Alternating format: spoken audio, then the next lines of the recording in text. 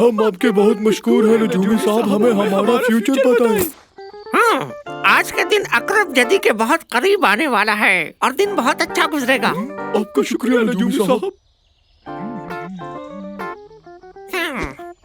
اے نجومی بابا، میری رہنمائی فرمائیں۔ ہاں نہیں، اوہو تمہارا چاند گم گیا۔